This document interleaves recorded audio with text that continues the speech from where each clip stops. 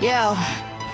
Naphtali is a doe, let loose that bear's lovely fawns. Joseph's a fruitful bough by a spring. His branches run over the wall. The archers fiercely attacked him. They shot at him and pressed him hard. Yet his bow remained taut, and his arms were made agile by the hands of the mighty one of Jacob, by the name of the shepherd, the rock of Israel, by the God of your father, who will help you, by the Almighty, who will bless you with blessings of heaven above. Blessings of the deep that lies beneath.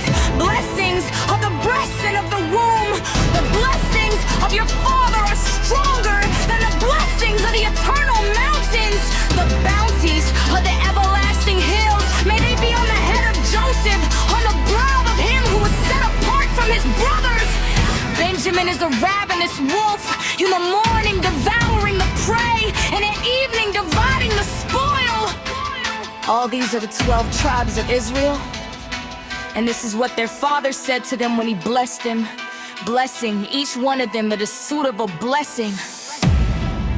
Then he charged them, saying to them, I am about to be gathered to my people.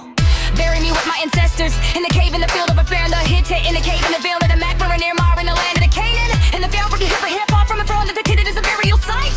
There Abraham and his wife Sarah were buried, there Isaac and his wife Rebecca were buried, and there Leah, the field and the cave that is in it were purchased from inhabitants. When Jacob ended his charge to his sons, he drew up his feet into the bed, breathed his last, and was gathered to his people. Then Joseph threw himself on his father's face and wept over him and kissed him. Joseph commanded the physicians in his service to embalm his father. So the physicians embalmed Israel. They spent 40 days in doing this, for that is the time required for embalming. And the Egyptians wept for him 70 days.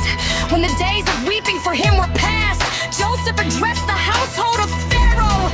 If now I have found favor with you, please speak to Pharaoh as follows. My father made me swear an oath.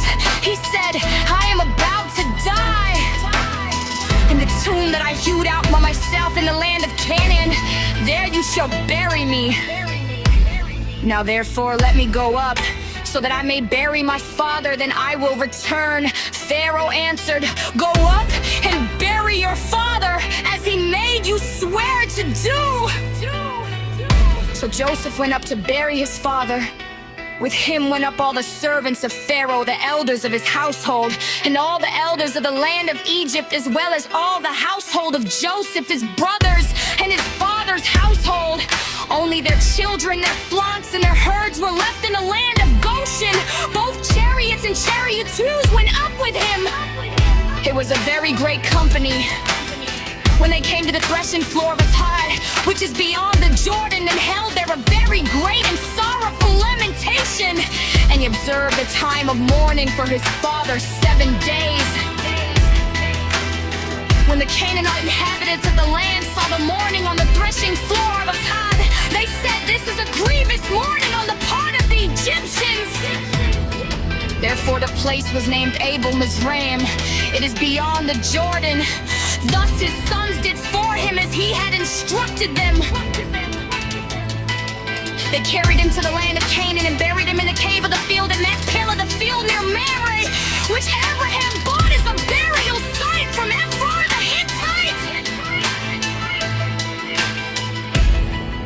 After he had buried his father, Joseph returned to Egypt with his brothers and all who had gone up with him to bury his father. Realizing that their father was dead, Joseph's brothers said, what if Joseph still bears a grudge against us and pays us back in full for all the wrong that we did to him? So they approached Joseph, saying, your father gave this instruction before he died. Say to Joseph, I beg you forgive the crime of your brothers and the wrong they did in harming you. Now therefore please forgive the crime of the servants of the God of your father. Joseph wept when they spoke to him.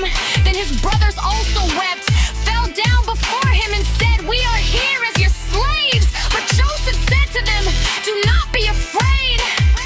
Am I in the place of God? Even though you intended to do harm to me, God intended it for good, in order to preserve a numerous people as he is doing today. So have no fear.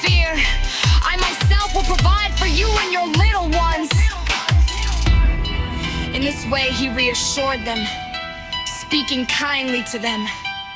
So Joseph remained in Egypt, he and his father's household, and Joseph lived 110 years. Joseph saw Ephraim's children of the third generation. The children of Machir, son of Manasseh, were also born on Joseph's knees. Then Joseph said to his brothers, I am about to die, but God will surely come to you and bring you up out of this land to the land that he swore to Abraham, to Isaac, and to Jacob. So Joseph made the Ishmaelites swear, saying, when God comes to you, you shall carry up my bones from here. And Joseph died, being 110 years old. He was embalmed and placed in a coffin in Egypt.